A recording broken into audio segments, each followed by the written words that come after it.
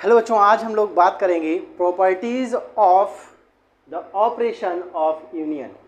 पिछले वीडियो में हम लोगों ने ऑपरेशंस ऑन सेट्स के बारे में डिस्कस किया था और उन ऑपरेशंस की प्रॉपर्टीज़ को आज हम लोग डिस्कस करेंगे। तो सबसे पहले हम जो डिस्कस करेंगे, जिस ऑपरेशन के बारे में बात करेंगे, वो है हमारा union.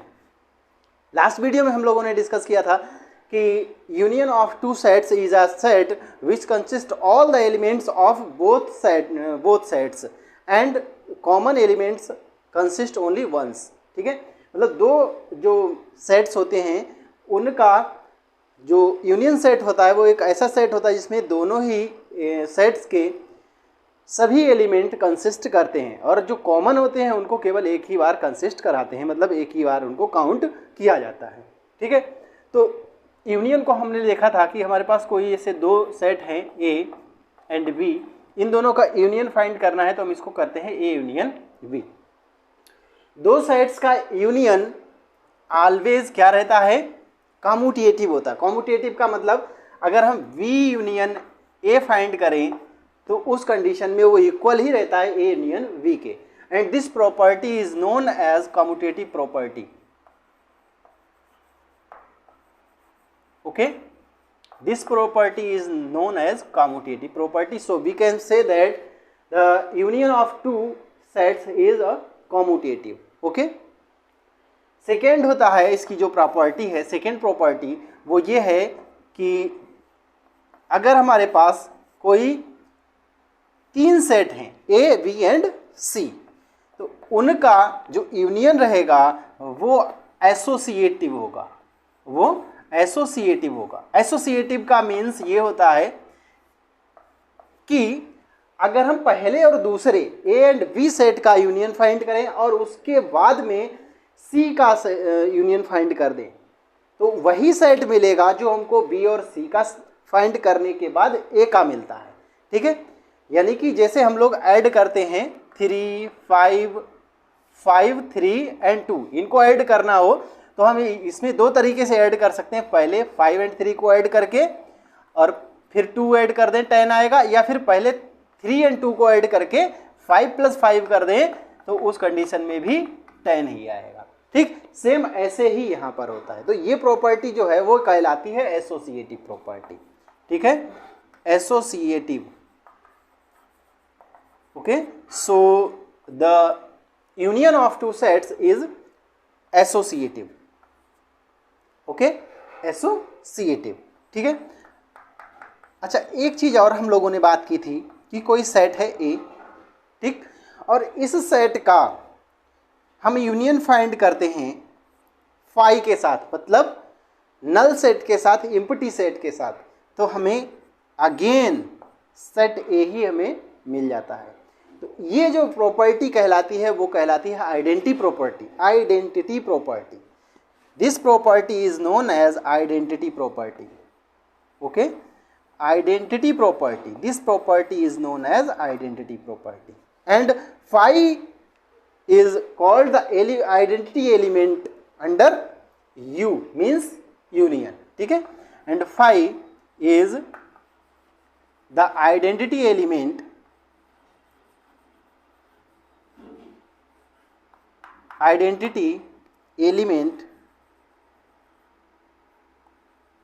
Element under union. Okay, under union. इतना बात क्लियर हो गई। ठीक, अब अगर हम किसी सेट का, ठीक है, कोई सेट है ए और इसका इसी के साथ यूनियन फाइंड कर देते हैं तो उस कंडीशन में भी हमें ए ही मिलता है। ठीक है, उस कंडीशन में हमें ए ही मिल जाएगा। ठीक है, ये प्रॉपर्टी हमारी कहलाती है आइडेम्पोटेंट लॉ। आइडेम्पोटेंट लॉ कहलाती है ये प्रॉपर्टी। आगे हम बात करेंगे properties of the operation of intersection. Intersection की प्रॉपर्टी की बात करें, दो हमारे पास कोई भी सेट है ए एंड बी, इन दोनों का अगर हमें इंटरसेक्शन फाइंड करना है देन इन दोनों का इंटरसेक्शन, चाहे हम ए इंटरसेक्शन बी फाइंड कर लें या फिर बी इंटरसेक्शन ए फाइंड कर ले, दोनों ही इक्वल आते हैं। और इस कंडीशन से मीन्स इस तरह से ये जो दो सेट हैं वो आपस में कम्यूटेटिव होते हैं। ठीक, सेम ऐसे ही अगर हमारे पास कोई 3 या 3 सेट्स हैं, ए इंटरसेक्शन बी, और इनका फिर सी के साथ इंटरसेक्शन फाइंड कर देते हैं। ठीक, A intersection B intersection C, ठीक है, सी के साथ इंटरसेक्शन फाइंड करें तो उस कंडीशन में भी ये इक्वल ही आते हैं, मीन्स इंटरसेक्शन एसोसिएटिव होता है। ठीक है, इंटरसेक्शन एसोसिएटिव होता है, यानी एसोसिएटिव प्रॉपर्टी इंटरसेक्शन में वर्क करती है। ठीक है, इतनी बात क्लियर हो गई। उसके बाद में अगर हम कहें कि हमारे पास कोई एक सेट है, ठीक, और इस सेट का इसी सेट के साथ इंटरसेक्शन निकाल दें, इसी के साथ, तो हमें अगेन ए ही मिल जाता है। ठीक, और ये जो प्रॉपर्टी होती है वो अभी हमने देखी थी लास्ट में, आइडेम्पोटेंट होती है, आइडेम्पोटेंट, आइडेम्पोटेंट। ठीक है, तो ये प्रॉपर्टी होल्ड होती है। ठीक है, इस प्रॉपर्टी को फुलफिल करता है इंटरसेक्शन। ठीक, इसके बाद में अगर हम बात करें, ए हमारा कोई सेट है और इसका इंटरसेक्शन हम फाइंड करते हैं इम्पटी सेट के साथ, तो अगेन हमें इम्पटी सेट ही मिलता है, अगेन हमें इम्पटी सेट ही मिलता है। इंटरसेक्शन में क्या रहता है, इंटरसेक्शन में आपको पता है कॉमन एलिमेंट्स को ही कंसिस्ट करते हैं। ठीक, तो मीन्स ये आइडेंटिटी लॉ को फॉलो नहीं करता, ये आइडेंटिटी लॉ को फॉलो नहीं करता। इतनी बात क्लियर हुई।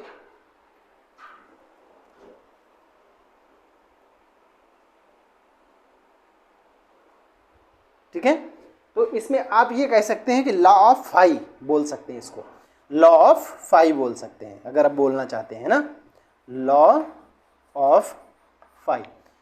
सेम ऐसे ही अगर हमारे पास कोई एक सेट है और हम इसका इंटरसेक्शन फाइंड करते हैं इसके यूनियन सेट के साथ, तो अगेन हमें ए ही मिल जाता है। ठीक है, तो अगेन हमको ए मिलता है। ठीक, इट मीन्स ये जो लॉ होगा वो कहेगा law of you, law of you. ठीक है, इसको हम कहेंगे लॉ ऑफ यू। एक और लॉ रहता है इसमें, जो इंटरसेक्शन होता है वो डिस्ट्रीब्यूट होता है ओवर यूनियन।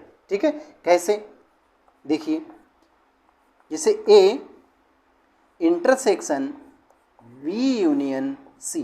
ठीक, तो ए का बी के साथ इंटरसेक्शन, बी के साथ इंटरसेक्शन, ठीक, और बी का सी के साथ नहीं, बी का ए के साथ, वो सॉरी, ए का सी के साथ इंटरसेक्शन, और इन दोनों का यूनियन जो होगा वो इसके साथ होगा।